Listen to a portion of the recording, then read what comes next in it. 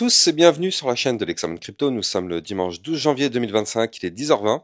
On va faire le point bien évidemment sur le Bitcoin, sur les news et sur les altcoins. Allez, on démarre. On démarre avec cette cryptomap qui repasse tout doucement dans le vert, ça fait plaisir. Regardez, on a eu hier des belles performances du côté du XRP. Donc le XRP, c'est pas réellement une surprise. Je vous avais fait une vidéo hier midi justement pour vous prévenir que le XRP allait pouvoir reprendre de la force. Donc c'est ce qui s'est passé. On est venu chercher effectivement des niveaux clés, donc je vous laisse aller regarder ma vidéo d'hier qui vous explique tout ça. On a l'ADA Cardano qui reprend là aussi de la force, on va regarder justement le ADA en fin de vidéo. Bref, allez, on s'installe confortablement et on démarre. Mais avant, je rappelle à tout le monde que tout ce que je vais dire dans cette vidéo n'a en aucun cas un conseil financier, c'est à vous de faire vos propres recherches. Et n'oubliez pas que le trading de crypto comporte des risques de pertes partielles ou majeures. Allez, on démarre avec la partie concernant les news. Alors, hier, on a eu plusieurs choses. On a eu Crypto Détente qui nous pousse que Heritage Distilling passe au Bitcoin. En effet, il commence à accumuler du Bitcoin comme réserve stratégique et l'acceptera bientôt comme moyen de paiement pour ses ventes en ligne. C'est quand même assez intéressant. Ils veulent se lancer dans l'innovation en adoptant le Bitcoin à la fois comme actif et comme solution de paiement. C'est ce que déclare Justin Stifel, qui est le CEO de Heritage Distilling. Par la suite, on a eu Meta qui est prêt à plonger dans le Bitcoin. C'est-à-dire qu'en fait, les actionnaires demandent à l'entreprise d'intégrer du Bitcoin dans sa trésorerie. Donc on va voir ce que ça va donner, mais c'est là on parle de Meta quand même, hein. On parle quand même d'un très très très très gros poisson. Donc là, ça va être hyper intéressant si Meta arrive à accepter le Bitcoin. Crypto Détente qui nous pousse que CryptoQuant détecte un signal by the dip, c'est-à-dire que les analystes remarquent qu'une capitulation des spéculateurs autour des 92 000 $ marque souvent un creux local, suivi de ventes de panique puis d'achats massifs par les gros investisseurs. Donc effectivement, peut-être qu'on est dans cette phase-là. De toute façon, on le sait, hein, on sait que les 92 000, c'est une zone de support dont je vous ai quand même pas mal parlé, donc pour l'instant ça a pas mal tenu. On va regarder tout ça tout à l'heure dans la partie d'analyse technique.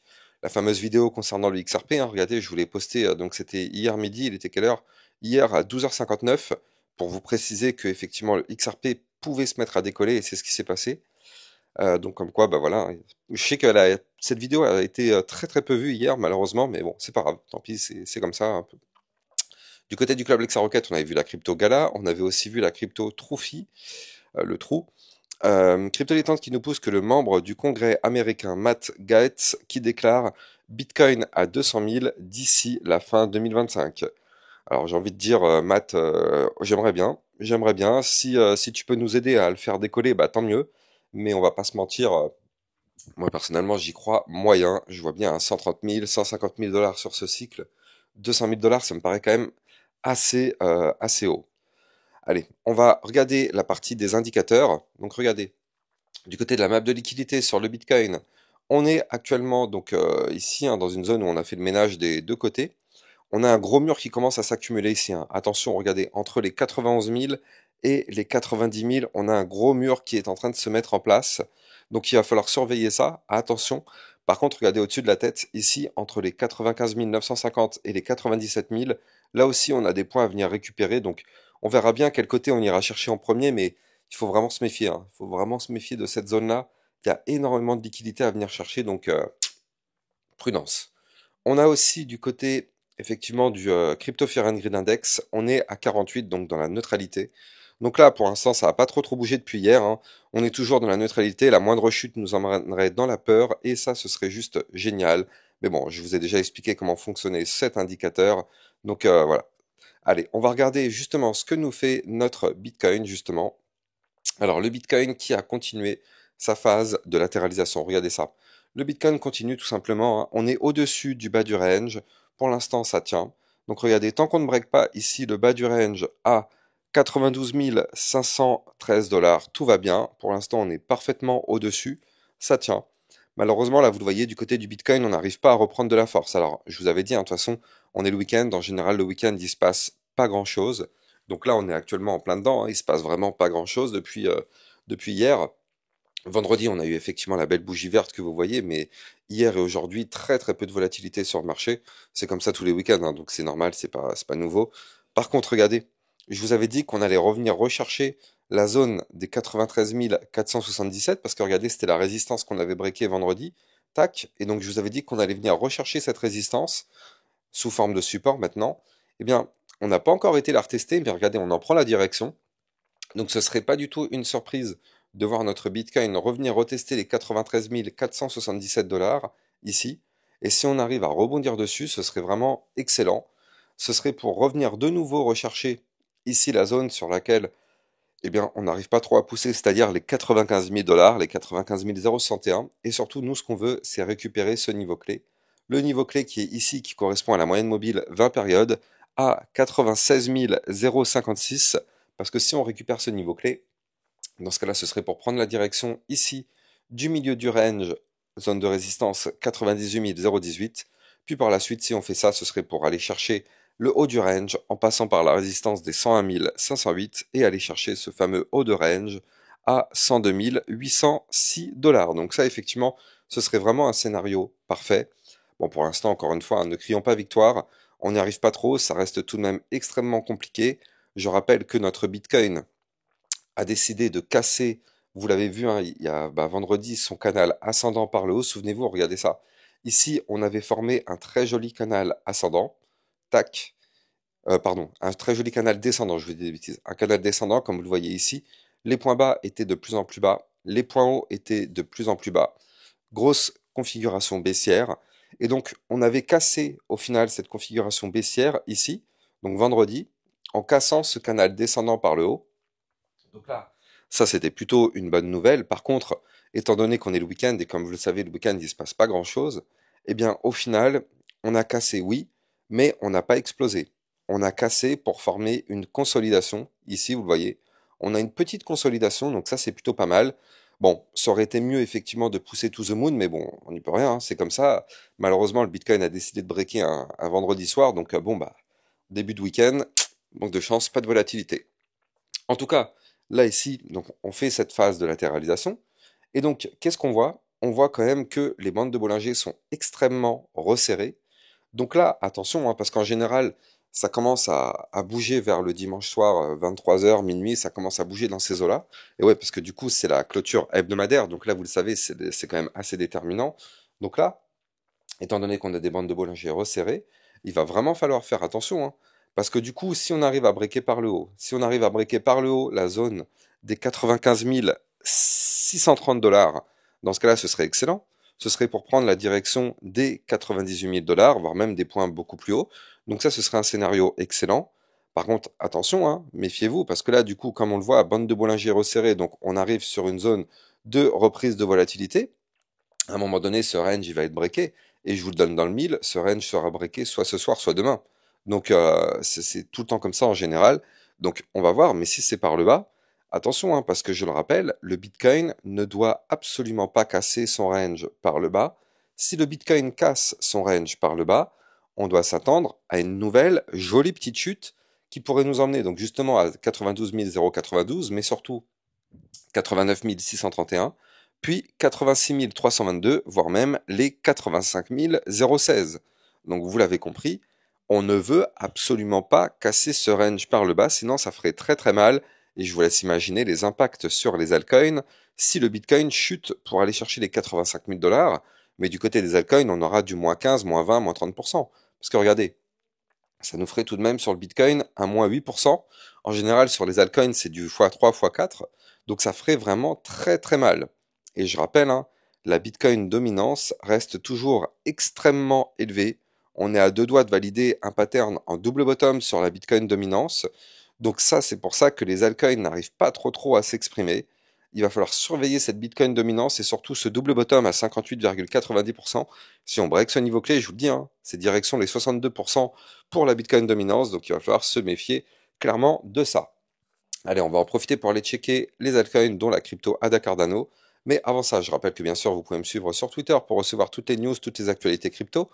Et ça vous permet aussi de recevoir donc des informations concernant le club Lexa Rocket. Notamment dans le club, on l'a vu hier, on a vu la crypto Gala, on a vu la crypto Trophy, on a aussi vu le... Quelle autre crypto on avait aussi vu? Ouais, on avait vu... Je sais plus c'était laquelle. On en a vu une autre, bon je la retrouve plus, c'est pas grave. Bref, ça vous permet de recevoir des vidéos concernant des potentielles crypto-pépites et aussi des vidéos de suivi régulier par rapport à toutes vos cryptos. Donc n'hésitez pas, vous avez le lien en description de vidéo, tout comme mon Twitter officiel. Allez, on va checker la crypto ADA Cardano, parce que ça fait un moment que je vous en parle de l'ADA, et je vous dis, si l'ADA arrive à former un pattern, l'ADA risque de se mettre à décoller.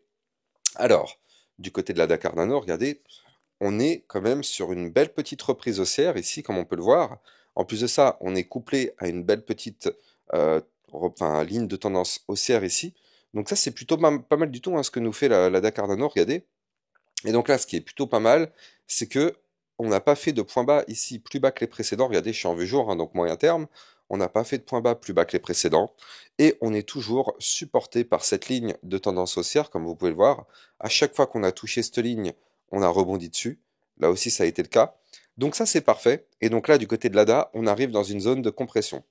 Vous le voyez ici à l'écran, c'est une zone de compression parce que on arrive entre justement donc une ligne de tendance haussière que je viens de vous expliquer ici et une ligne de tendance baissière. Donc c'est celle-ci, la ligne de tendance baissière.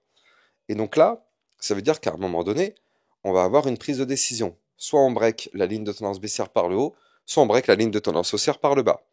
De toute façon, cette prise de décision sera dictée par le Bitcoin. Vous le savez, c'est le Bitcoin qui fait bouger le marché. Quand le Bitcoin pousse, tout pousse. Quand le Bitcoin chute, tout chute.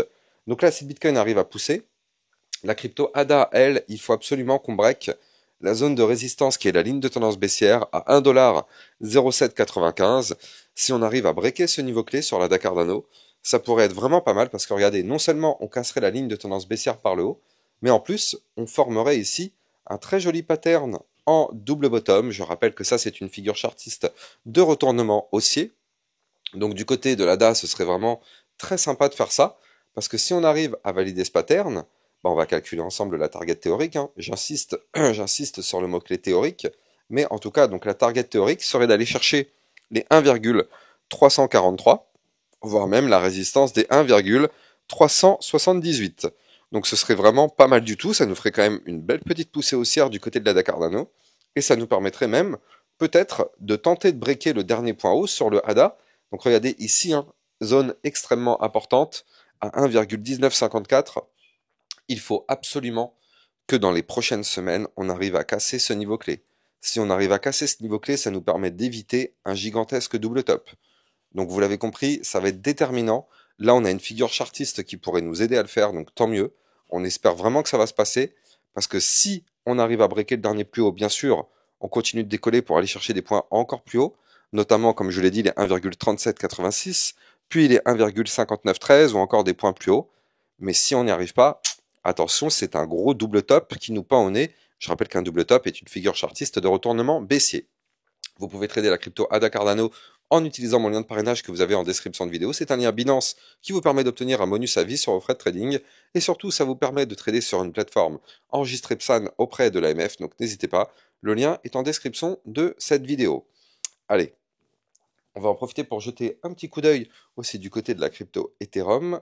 Hop là, toujours parler d'Ethereum, c'est extrêmement important. Donc du côté de l'Ethereum, ouais, on est sur une semaine un petit peu délicate quand même, mais regardez, pour l'instant ça tient. On n'a toujours pas cassé le bas du range, donc tant mieux. On ne casse pas, donc tant qu'on est au-dessus du côté de l'Ethereum des 3125 $, tout va bien. Mais il faut quand même noter que là, pour l'instant, on est toujours sur une configuration baissière avec des points bas de plus en plus bas, des points hauts de plus en plus bas. Donc la configuration est toujours baissière, on n'arrive pas à reprendre vraiment de la force. Et encore une fois, hier, c'est notre fameuse résistance des 3294 qui nous a une nouvelle fois rejeté. Allez, ça fait quand même 5 jours, non 4 jours pardon, 4 jours que cette résistance nous rejette, on n'arrive pas à la récupérer. Donc on patiente, on va voir si on arrive à la récupérer. En tout cas, c'est sûr que si on arrive à la récupérer, ça pourrait nous propulser à 3434, puis aller chercher de nouveau le haut du range, ce haut du range à 3650 $. Mais bon, pour l'instant, on n'y arrive pas. Et encore une fois, je rappelle, tout va dépendre intégralement de ce que fait le Bitcoin. Si le Bitcoin décide de chuter, toutes les cryptos vont chuter avec lui, sauf que nous, du côté de l'Ethereum, on peut se permettre de chuter, mais on ne peut pas se permettre de casser les 3125 $, sinon on aura malheureusement quelque chose de plutôt délicat, parce qu'on risque d'avoir une chute assez prononcée, une chute qui pourrait nous emmener quand même, il faut le noter, à 2900 $, voire même ici, les 2745. Donc effectivement, à surveiller de très très près ce que nous fait le Bitcoin. Bon, il faut noter quand même que le bas du range est un support il faudrait qu'on arrive à rebondir dessus, ce qui nous permettrait d'aller chercher par la suite le haut du range. Mais bon, on verra tout ça dans les prochaines journées. En tout cas, si vous avez kiffé ma vidéo, n'oubliez pas de liker, commenter, partager. Et vous le savez, abonnez-vous à la chaîne YouTube pour recevoir tous les jours une, 2 à 3 vidéos concernant le Bitcoin et les altcoins. Je vous souhaite de passer une très bonne journée. Je vous dis à plus tard. Ciao, ciao.